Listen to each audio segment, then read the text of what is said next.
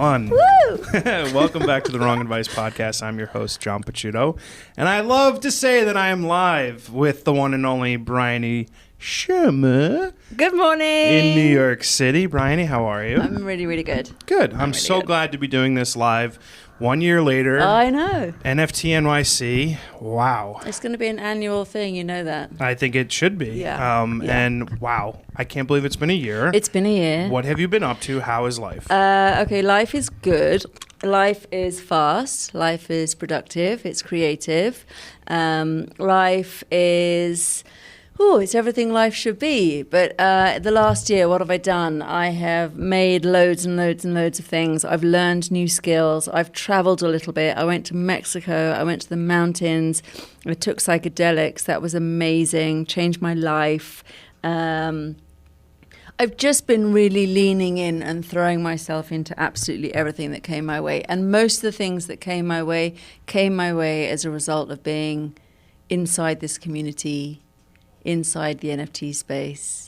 Yeah, it's been a wild and brilliant ride. I love that. I'm lucky that I got to see some of your new work yesterday. Yeah. With a pending drop, I believe May 1st. May 1st, yeah. I found there's a lot of emotion and love and heartfelt fucking everything in your work. Thank you. And in a lot of ways, that can feel like a heavy burden to bear. When you're creating this stuff, yeah. How does it feel when you're done, when you release it, when it's done, and you're like looking at it, you're like, is it a sense of like catharsis? Is it like release? Is it like, how's that sort of happen? Okay, so I mean, yesterday I went into this presentation with tons of notes, and I'd written everything down, and I was going to explain everything. But then, of course, in the moment, that all turned to shit, and I was just like, okay, I'm just going to say some stuff and what have you. But I think what I really meant to say yesterday and what I'm going to say today is that these pieces of work specifically, and I made them over a period of 3 years between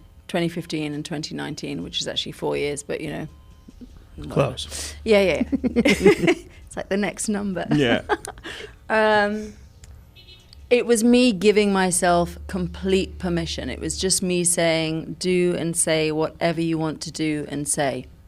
And I have been putting that off.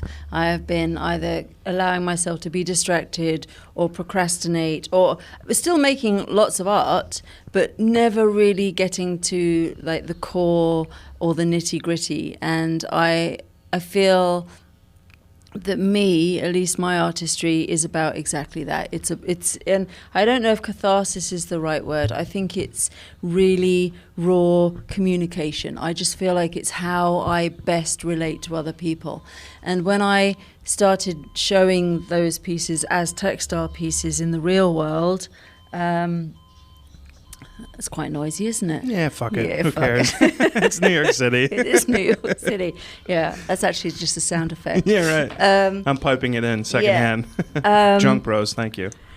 But when I started to show them, people would come up to me afterwards and say, I know what that's like. That's my story. I feel that too. And it was such a heart opener for me. And so I don't think there's any going back now. I just want to go deeper and deeper and scratch more surfaces and really shine lights into some pretty dark corners that make me feel vulnerable and potentially uncomfortable, but that are actually, I think they're the things that everyone relates to. Totally. I have two thoughts to what you just said. The relatability to the work is like very glaringly obvious. Yeah. I think we've all been in love. I think we've all been through loss. And I think that like inherent aspect of like one's existence is pretty uniform across human beings. I mean, that piece in particular, just to interrupt you, sorry, I won't do that again. Okay. I'll try not to. Go for but it. That piece in particular is also about regret and aging. It's really about being an older woman now. And that's really, that's a very... Well, it's an experience. Yeah. Of course, it's an experience, yeah. but it's not what you think it's going to be. Yeah, the reoccurring theme on this podcast is like, could 20-year-old John have learned 30-year-old John's lessons? Right. And the more I live, the more I'm extremely cognizant of the fact that time is the only provider when it comes to learning things. Like, you get the experience when you get it, and you can't really account for when it happens. No. And a lot of things like love and loss and those kind of heavy moments tend to take time to unfold, right? Your 15-year-old broken heart is not the same. Well, that story, and people will see it when I eventually drop this work, but that story, we were together on and off for 11 years. Oh, wow. Yeah, it was a big deal. Like, it was a real big thing. And there was so much about it that was wrong, and young love and hot, but it was so beautiful. We looked so good together, and it was visually, it was perfect. It was such a good thing. Yeah. But then until it wasn't, right? Until it wasn't, and then. But now looking back, I mean, that experience, I really allowed it to shape me. And so I'm having to deal with, come to terms with, I've spent decades really putting that up as the gold standard when maybe it wasn't. Ooh. Yeah, when maybe it wasn't, and that actually I've deliberately shied away from other experiences, or I haven't had other experiences. I'm not a mother. I haven't had kids. Obviously, because I'm not a mother. But, I haven't done things. And like I said in the piece, safeguarding the past. And suddenly you're my age and you're like, oops. And even though I'm really happy with all the choices that I have made, and, it allows me to make art the way I do. But as you grow old, there are many, many things that you suddenly realize, I'm going to have to deal with that. Yeah, I think that's one of the beautifully frustrating things of life, because through those experiences, when you're in them, it's hard to like envision a situation where this person that you are just so magnetically connected to, them not being your person, right? There's no foresight to the fact that this could be wrong, right? And then when it ends, you have the immediate afterthought of, well, I now have to compare every future partner to what I thought was perfection. And then you have to get that space, that gap behind it for you to realize, well, maybe all that glitters isn't gold, or whatever that quote was, right?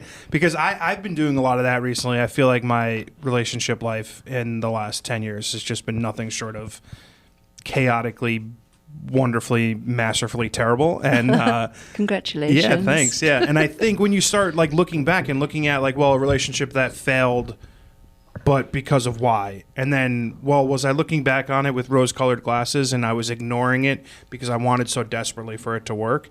And what I find wonderful about your art is that you've managed to take these experiences and put them into a practical medium, whether it's poetry or the canvases that you create.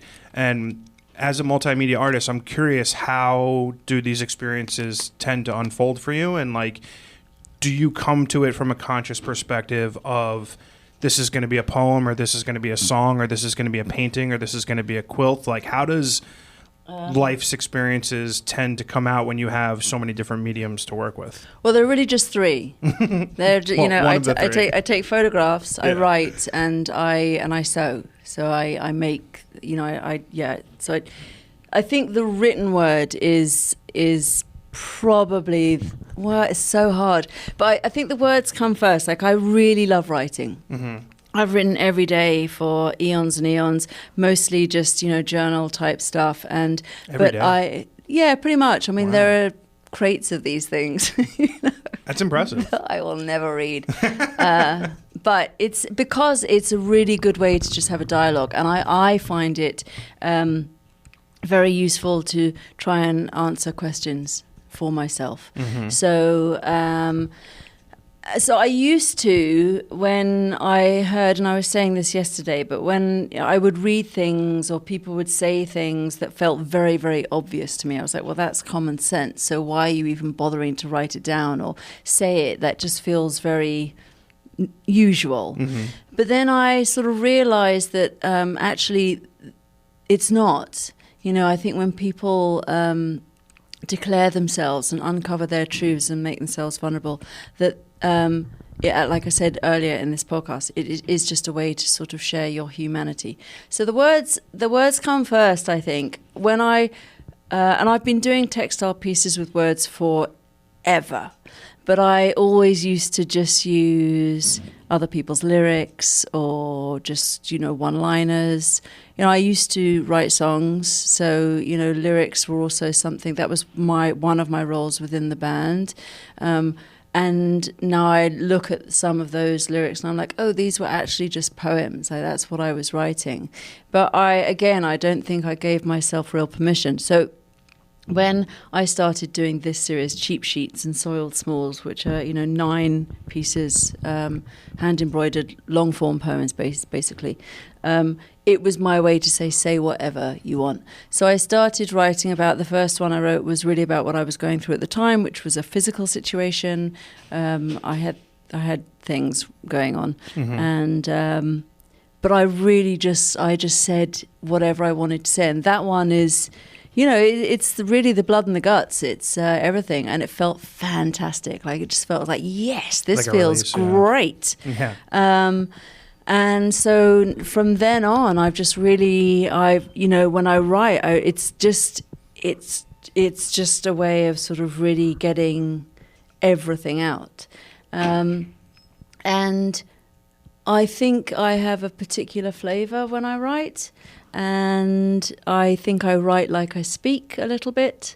And so it just, in this instance, it just felt fucking great. Yeah, it was just really good. When I read your stuff, I get struck by a sense of like, maybe like a beautiful melancholy. Like, there is a happy, beautiful sadness about your words. And I'm using the example of what I saw last night, obviously. And I guess when it comes to, writing every day is a remarkable feat. I fucking can't do that. I would love to. I genuinely try to, and then you look at your diary. I'm not saying I'm writing anything good. No, I know. I'm just saying, I would just love to get my thoughts out, what I'm feeling, and I don't do it enough. I'll look in my journal and I'll be like, oh, that was 4 fucking weeks ago. Like, what have you been doing? I feel like life gets in the way sometimes, but from an art perspective, whether it's poems, whether it's these textiles, when you're creating, do you look back and draw on specific events? And, absolutely. And do you feel it as raw as the day it happened? Like, when you're going through a breakup and you're writing about it, and say it was 6 months ago, right? Are you able to get those feelings back and then put it into your art? So let's talk about this one's for you specifically. I wrote that, 2018, 19, what have you. So I wrote about that relationship from where I am now. So my perspective on it is exactly what you see on the screen, which is this is what this relationship has done to my life for the last 20 or 30 years. This is where I am now as a result of what we went through. And then, yes, there's that sort of glorious sort of middle passage where I'm just saying, oh my God, it was so amazing and how much I loved it. But then also trying to get a bit more real with myself. And then, so all of these pieces, I think, were a way of me trying to examine my life and see where I am now, where I think I should be, all of the expectations that I had for my life that maybe haven't worked out, but the other things that have. So I'm writing from this perspective, but absolutely I can draw on everything that I went through. You said something interesting there, and it got me thinking. Did? Yeah. Wow. You say a lot of interesting things, to be fair. Do you think, I genuinely believe that there is a common thread of humanity where I'm not sure anybody's expectations of their lives meet the realities, right? It's like who I thought I was going to be at, April 2023 versus who I am April 2023. Like, those two people couldn't be any different. And it could be a positive or a negative, right? So I think there is just that possibility that no one's expectations ever meet their realities. But you just mentioned something about being in a different place than you thought you were going to be. Where are you in relation to where you expected to be, and how does that expectation meet that reality? Oof. I know. It's really painful. It is and it isn't. So I wanted to be a rock star.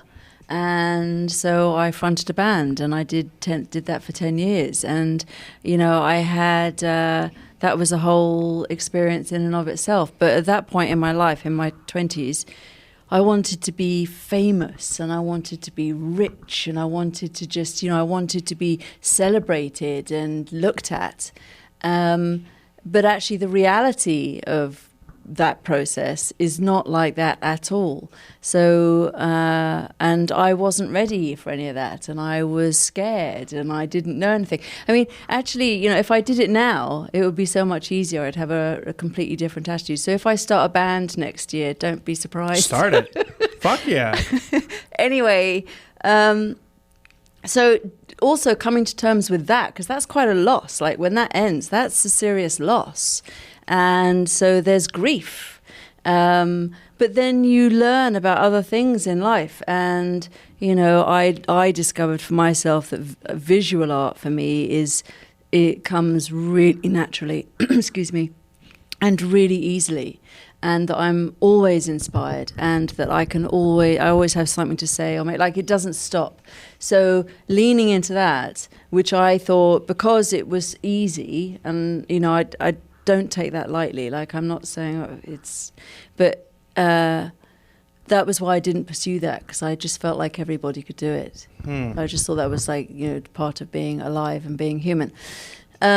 So I've forgotten what was the question? I'm just like expectations and realities of it. Yeah. Yeah. So I don't know. They change, and you learn how to comfort yourself. And I think I have anyway. I learn how to manage expectations, and I've.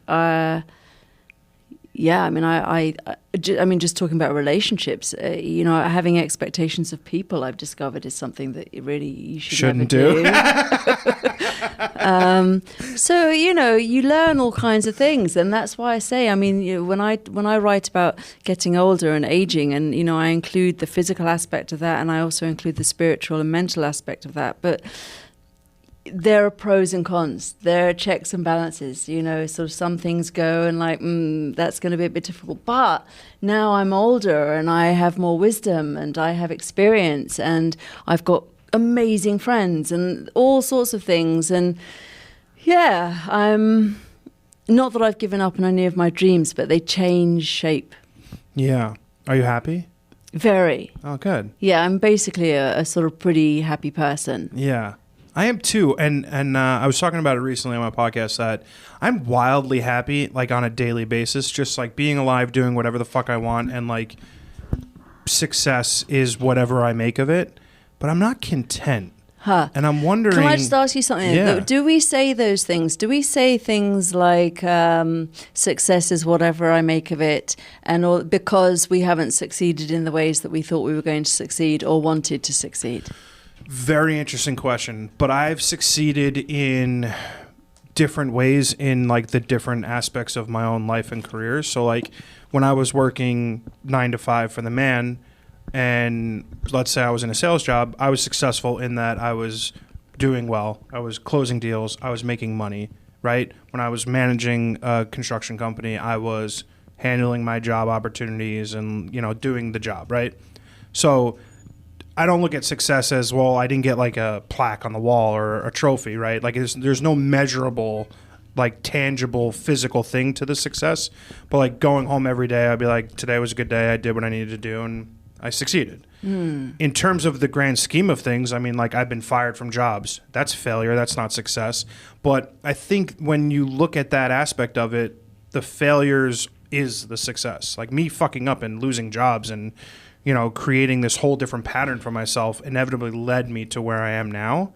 And like my success today is basically because of my failures. How do I measure my success today? I don't know. It's like freedom, time. Like I think when you look at like resources, just purely dollars and time, the only thing that really matters is time, right? Like I don't hope to have 5 more laptops or like 6 more TVs, right? I do. Oh, do you? All right, well, fair. Teach your own. But like to me, it's like I've reached the point where like to me, funding my lifestyle is predicated on giving myself the ultimate amount of freedom for time to be able to do what I want with that time. And that is success to me. Okay. So if I can create a space for myself to do whatever I want and be successful, that is tangibly success for me. I was walking from the station here today, and I was looking at some guys. They were at their desks in some store window, and I thought, oh, good for them. They're hard at work, and these are their lives, and they're doing stuff. And then I had to remember that I was also doing something. That I was walking to this gallery to do this podcast, to have this great lineup today, and that I've put this together, and that is actually my work. And I think that was quite a wild sort of just thought and reminder that, this is like walking from the station to here today. Like, that's part of my job. Yeah. And being here with you, this is part of my job. Yeah. And everything that I'm going to experience today is ultimately my work. Mm-hmm. And how great that is. Yeah. And what an amazing opportunity. I mean, I really can't remember the last time I had a job. Yeah. I mean, you know what I mean? Yeah, no, I get it. Yeah. I had a weird epiphany moment last night on the train where I was looking at all of the finance guys, right? The 40 and 50-year-old dad guys who were in their slacks and their button-down shirts, and they're all wearing their blazer, their vest, right? Their finance bro vest, right? Whatever it was, Morgan Stanley or Cantor Fitzgerald, whatever they were wearing, they all were wearing their quote-unquote uniform. Yeah. And like here I was riding the train wearing my shoes, my sneakers, my T-shirt, my tattoos are showing. And I'm like, wow, my life is so different than, because that was my life. That could have been me. Slaving 9 to 5, fucking miserable. And I was so miserable for so long, but I missed it, right? You blind yourself to the dollar figures, to the things that don't matter. And then you reach a point where everything changes, right? And I think for a lot of people, that's sometime in your 30s, and you start figuring out what's important. And I've now built the life for myself that I could have only dreamed of 10 years ago, but I didn't know to dream of it 10 years ago. Right. Yeah, I mean, I don't know. I guess I feel really fortunate, and when you talked about contentment. Yeah, which I'm not. Yeah, so but why I don't aren't know you content? Why. Like what? I don't know. Does that mean you don't have peace? No, see, well, I don't sleep, so I don't know about peace, but on an everyday basis, Yeah. I couldn't be happier than doing what I'm doing right now. Right. Like, this is, like, it's fucking Friday afternoon. Yeah. I'm recording a podcast with my friend who I met on the internet 2 years ago. So good. That's fucking amazing. That's so absurd, right? That's not normal. To think that a tweet about Oreos and whiskey would have led to this. Exactly. I mean, that's amazing. Right? So that's like, I think that's the beauty of life. Yeah, totally. In terms of being content, like, okay, what else could I be doing? Could we be having this conversation on my private yacht if I had $17 billion? Sure. I don't know that would make me any happier. Like, I know my happiness level is where it's always going to be. Right. Because I'm just an inherently cheery, fulfilled person. Okay. But I'm not content, and I don't know why. But does contentment mean to you that you still have a sense of urgency, and that you are Yeah. still looking to fulfill some things, Yeah. and you still have ambition? Yes. Right. So I don't know that is. I don't know that's a lack of contentment. Yeah, I'll probably articulate this wrong. I've been doing this for a few podcasts now because I'm trying to figure out the fact that I am incredibly happy, but I am not peaceful. So, like, that may be the way that I articulate it. I mean, okay, so I feel the same way. Like, I'm gagging to get back to LA because I've got ideas for the rest of these pieces, and I really want to get back to start doing those.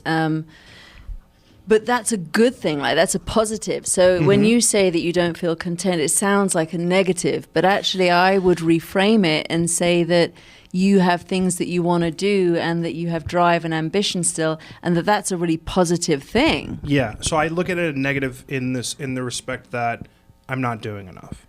I want to be, maybe that's it. Yeah. Right, okay, And so to be you're fair, not happy with yourself. No, I mean, I'm, you're giving yourself a sort of a bit of pressure. Yeah, like I want to be like, kicking my own ass. Like, right, why am I not doing 7 podcasts? A wise man said to me this morning that a little bit of pressure isn't a bad thing. And I was sort of like, okay. I like that. Yeah. Yeah, I think you reach a point where, like, I'm 37 now. Like, there was a part of me when I was younger, I was like, oh, I'm going to be dead by 30. Like, I just knew premature, like, life ending thing was like a thing, and I think that's like a commonality thing amongst men. It's like a biological to like procreate thing. Yeah, I actually read about this because every human thinks that the world's going to end in their lifetime, like biologically, because it's programmed in our DNA to procreate. Right. So the belief that the world's going to end or I'm going to die young is a trick that our brains play on us so that we have babies. Right. It's like a real thing. Yeah. I'm not a scientist, but No, don't quote me on that. I understand. But I always want to accomplish more. There's so much more I want to do out of my life. So it goes back to that idea of like, I'm doing whatever the fuck I want on a daily basis. That's a 10 out of 10 in my book, but I want to be doing more. Okay, so this thing about doing more. How this podcast turn into an interview with me? I'm just curious how we got here. I'm just clever like that. Okay, so the idea of doing more, because if I sit here and I think about all the things that I want to do that I'm not, or that I'll never have time for, or that I'll never have, I'll never learn, or any of this, I would drive myself into a pit of despair, probably. So there is a degree of I don't feel it that way. Letting go. Yeah, I don't feel it that way. I don't feel pressure up for it. Because that's the other thing. Because when talking about success and like how I view it and how I measure it, I don't like, if I shot the cover of Rolling Stone magazine tomorrow, to me, that's not like going to make or break my life. Like, right? That's not going to be something that is going to... Hi, Brian. Come on in, Brian Cattell. But he can't talk, like he can't join in. Yeah. Yeah. He got last year. Yeah, he did. So, like, to me... He always wants to muscle in. To me, it would be a wonderful experience. You can't join in, though, but you can listen. To me, it would be like a wonderful life experience to be able to do something like that. However, it's not going to define who I am as a photographer, as a person. It will be a notch on the belt that's really fucking cool, but it doesn't... And then you'll move on to the next thing. Right. You'll want something else.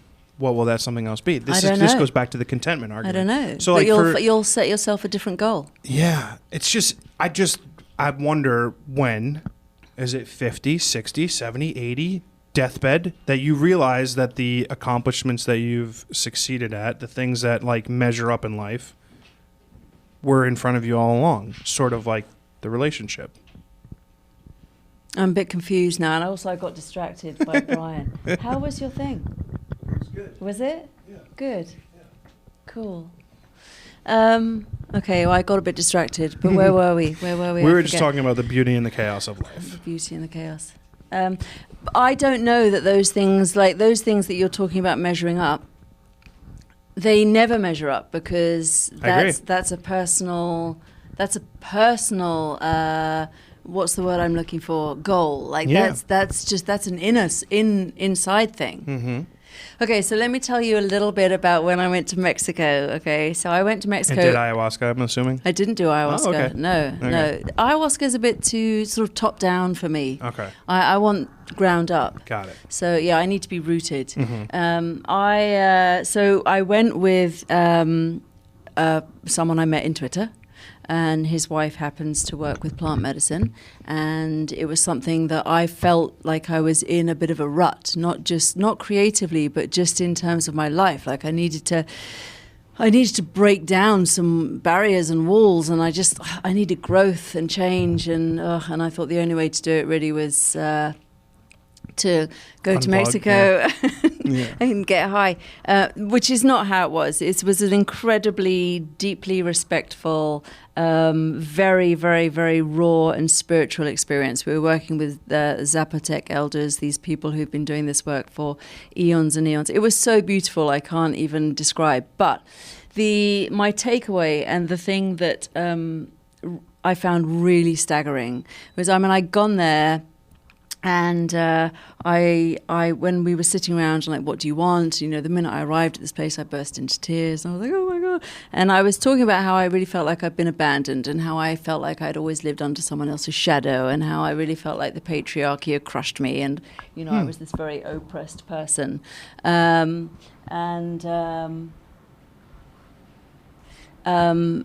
so this was the work that I thought I was going to be doing. And then actually, when I went and we did the journey, and I'm sitting in this beautiful meadow with a river running through it, and with these incredible people, and having this experience, I remember sort of sitting up, and I was in floods and floods of tears. Like I was just sobbing and sobbing, not from any sadness, but just I was honestly sort of forgiving myself for having abandoned myself. And the myself that I had abandoned was this really, really, really real sensation of being love and being gratitude. And I know that sounds really hokey and that sounds like I'm, the world's craziest hippie, but that's not what it was. It was this really, really, really intrinsic physical sensation and knowledge that this was who I was as a person, and that we all are as people, by the way, but that we forget. So what did you think initially? Like you felt like you abandoned yourself in, yes. in what regard? That I'd walked away from my true nature, and that I had just walked away from my source. And the source of my energy, as I believe it is for all of us, is really, love. Okay, that sounds so weird. 'Cause I think it's beautiful. It is beautiful. But, you say those things and people are like, oh, my God, and they roll their eyes. But it was mind-bogglingly good. Yeah. No, I could see that. I agree. I want more for people in life now than I think I ever did. Like, I'm more invested in other people's successes and happiness than my own in a lot of ways. I think that's... I'm not. Oh, really? You're a little selfish person who's preaching love and hippy-dippy happiness? Here's the thing, is that actually it's in that, it's in being true to your own source, and it's actually in offering that to the world that I think that you serve the greatest purpose. I agree with that. I think as I've gotten older, that mentality of wanting to see other people succeed and be happy and genuine, and from a genuine place, not in a, well, if I help Bryony sometime down the road, that's going to benefit me. I'm it's getting, like that I'm sort of banking karma. Not that disingenuous sort of aspect to it, but in like true good soul feeling, wanting other people to be happy. Yeah, because if you're good, I'm good. Yeah. But I was not like that 10 years ago. I didn't give a fuck about anybody other than myself 10 years ago. And I'm sure it'll just get better 10 years from now. Maybe. But I have a little bit of melancholy when I hear that you've like felt like this sense of self-abandonment. But you were talking earlier about the sort of sadness that exists inside my work, and that's it. And I've always had this. I remember really clearly there's this woman called Margaret Wells, I think her name was. She was a friend of my mum's. And I can remember at a family party, and when I say ages ago, I mean 40 years ago. Yeah, like when I was really little. And I remember hearing her say to my mum that, Bryony's got sadness. And I have. And I still do. I still do. There is something. And I keep making this gesture with my hand. Like there's some... The podcast is a great place to talk about a hand gesture. Yeah. It's a small circle for those listening. It's a small circle, yeah. But I have that. It's a little bit of sadness. Yeah. I take it not in a sadness. It's in a beauty of sadness. Because when I read your work, to me, it strikes me as someone who is extremely and acutely aware of their experiences and the things that they've gone through and weathered. And it's like looking back at the beauty in the sadness versus I'm still really sad about it, which I think is... But I think it's recognizing the true beauty in life, and also the really deep despair, and that all these things coexist, and that's really painful for every single person who's alive. And I think that also it comes from having a very deep empathy for people and for me. And do you think empathy can be learned? I don't know. Why are you trying to learn? No, I think maybe I could open empathy school. There you go. That's a job, though.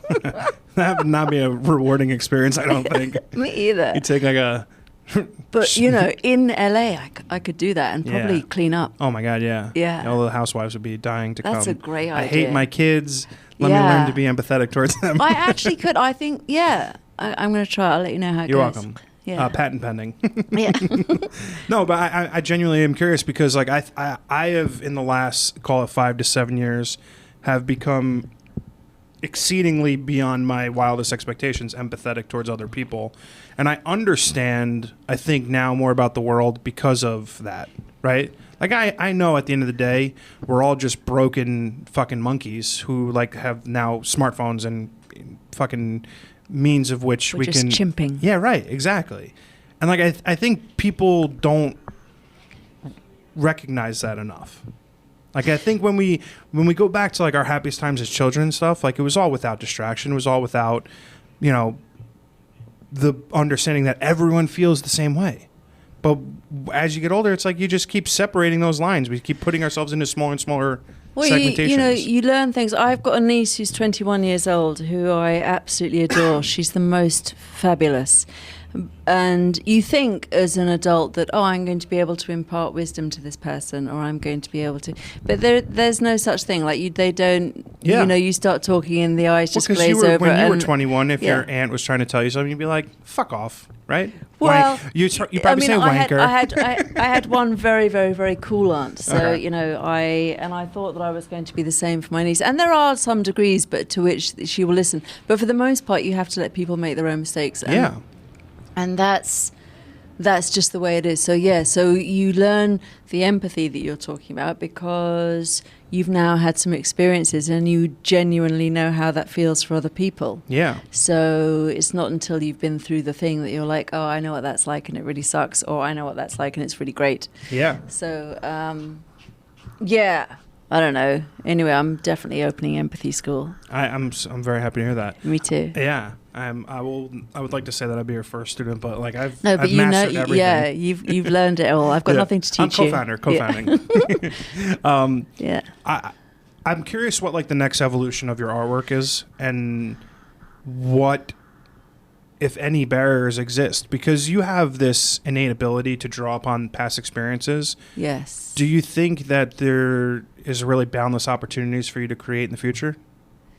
Boundless. Well, yeah, I mean, the only, yeah, I love it. That was great. The only boundary will be me. Yeah. And also, I mean, last night, like I was telling you about, you know, Karen Jerzik, who was here, and her imagination is so wonderful. And I was really, I mean, it was just so inspiring. But then I had to remember that she creates from herself, and that, you know, I will anything I make is from my imagination and what I see, and my path in terms of, you know, my artistry is one of you know, my experience and self-exploration and creating from the inside and trying to communicate. So So when I get back, the next thing I've got to do is I'm doing the next 8 pieces from this series, and I have been learning, videos and video editing, and I want to sort of get into stop motion and just to create moving things. And so I'm going to play like hardcore when I get back and learn things and get good at stuff and just try and figure out how to make the things I see in my head. So, and again, like that, all these things that I'm learning now, these particular skills are things that I have been encouraged to pick up because of the NFT space. So I could quite happily, I think, have just sort of gone on and done bigger quilts and more of this and more of that and more writing and all of those things. I'm also not someone who sort of does one thing and then I'm happy to do that forever and ever. Like in my experience, one thing leads to the next thing. So I'm so glad you brought that up. Sorry to interrupt you. That was actually going to be my next question, because my creative career started in photography, and then it became photography in my podcast. And I think the next evolution of my storytelling is going to be maybe documentary film, maybe short form documentaries, right? Like at my core, I started to realize that I was like describing myself on social media as a storyteller, because that's what I like to do. I like to talk to people and tell stories. And forever I was like eschewing this thought process of making videos. Like I like beautiful images. I like creating stagnant things. And then as my career has now unfolded over the last couple of years, I realized I want to dive deeper into the notion of storytelling. Do you think that's like a normal standard pattern for creative people, that they find something like you mentioned. You did music forever, and then now you're doing that. Like it's just there's always going to be that next frontier, that next challenge, that next sort of phase. Yes, I also think that really when I look back, I've actually been doing the same thing in lots and lots of different ways. So, I've always been writing, so I'm presenting the writing in lots of different ways. Being in the band was, I was writing lyrics, so ultimately I was still writing poems. I think that, now I write songs, but they come out as quilts. And, it's kind of the same thing, but I'm always looking for different ways to present it. This drive to sort of create in many different ways is both a blessing, and a curse. I mean, there are people who they find a thing and they are in love with that thing and they do that and they evolve inside of that particular practice. And to some degree, I envy them that. But I really love the idea of presenting I want to do, I'm here once, so I want to do it all. I can't do it all, but I have at least narrowed it down to these three things. And when I can sort of make them all work as a marriage, then that's really great. But yeah, I mean, the fact that now my horizons creatively have been expanded by the NFT space, and I'm now moving into doing and I say video work, I don't know, but yes, video, but also photo montage, and I suddenly have this whole new sort of layer of inspiration, and like I say, I'm dying to get back so that I can just start playing and getting into it. And I wasn't looking for that, but I'm really happy that it's happening. There's singular negative to, I think, the creative career, and that is the success metric, right? So at the end of the day, you need to measure the things that you create and do by whether they're commercially successful or maybe just appreciated from an art perspective. I found in the NFT space it to be a little bit of a drag, right? Which bit? The measuring your success based on sales, right? Like, I think to me, the greatest aspect of the NFT space was the friends that I made along the way. Like, these experiences that I get to share with people versus, I sold something yesterday, right? And that transactionary aspect to it really bummed me out because it sort of went antithetical to the we're all going to make it mentality. So when you're on the cusp of putting out a big project that you've spent a lot of time creating, do you feel any inherent pressure for it to be financially and or creatively receptive? Okay, so this is a conversation and a thought process that I'm deep in right now. And, I'm working with a very wise man who actually is very keen for me to have financial goals.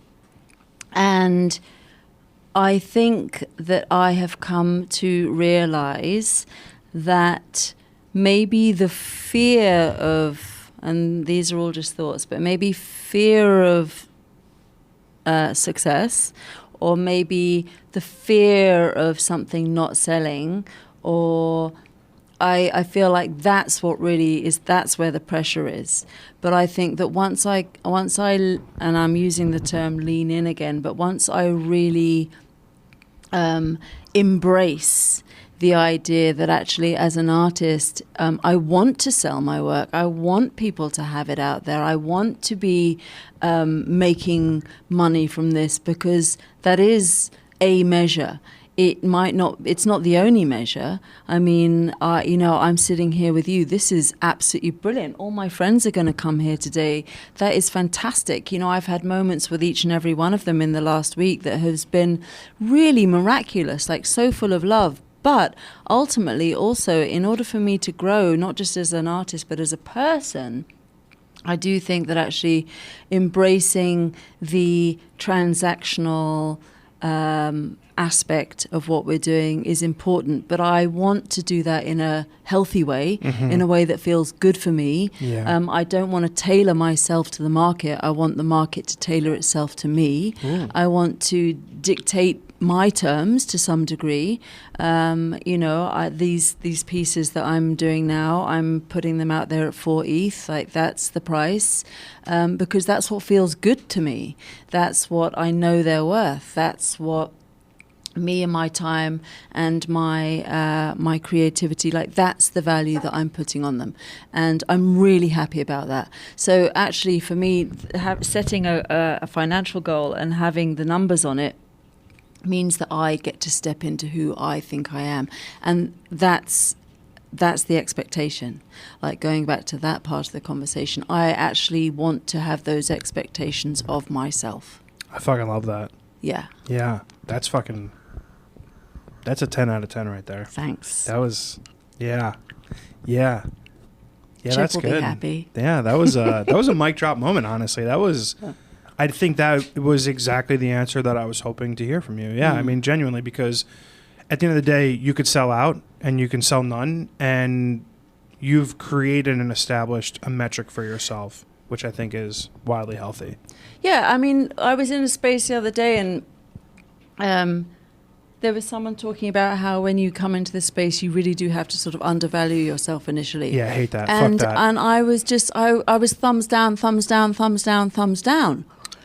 Because I think that you need to send yourself the right message. And I think that if you come into this space and you're like, this is what I'm worth, that I don't care what anybody says. It's like Stella Artois, reassuringly expensive, actually. I think there is something to that. I think that, when I look at someone's work and they've put, I don't know, some price on it, or whatever, I then, for me, that's a measure of how seriously they take themselves. I'd love that. And I think that goes against a lot of, like, what you were just saying, because a lot of my experience in the early NFT space was, oh, this is too expensive. You don't have enough followers to warrant this price. You don't have enough audience to warrant this price. And I'm like, this is how I value myself. Yeah. Why do I want to sell an NFT for $41? Yeah. That's like, what the fuck are we talking about? What am I going to do? I buy 1 dozen eggs for $41 and I sold an NFT? It's like, that's crazy. And I think getting to the base of what your own value is to yourself is crucial in making these decisions as an artist. And I love that you've...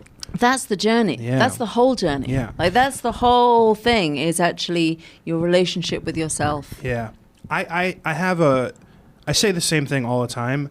I am astonishingly confident in myself as a human being. I have, like, reverse body dysmorphia. I look in the mirror, I'm like, 6-pack. I'm like, you're 20 pounds overweight, Sean. I'm like, fuck off. You know what I mean? But, like, that mentality that I bleed into everything that I do in work, in photography, in this podcast, leads to success. So I think in a lot of ways, if you're able to have that rationale, you can build whatever you want for yourself in any aspect of your life. I don't have that all the time. I mean, but I am trying to make those two extremes meet, and so I'm retraining myself, which is good.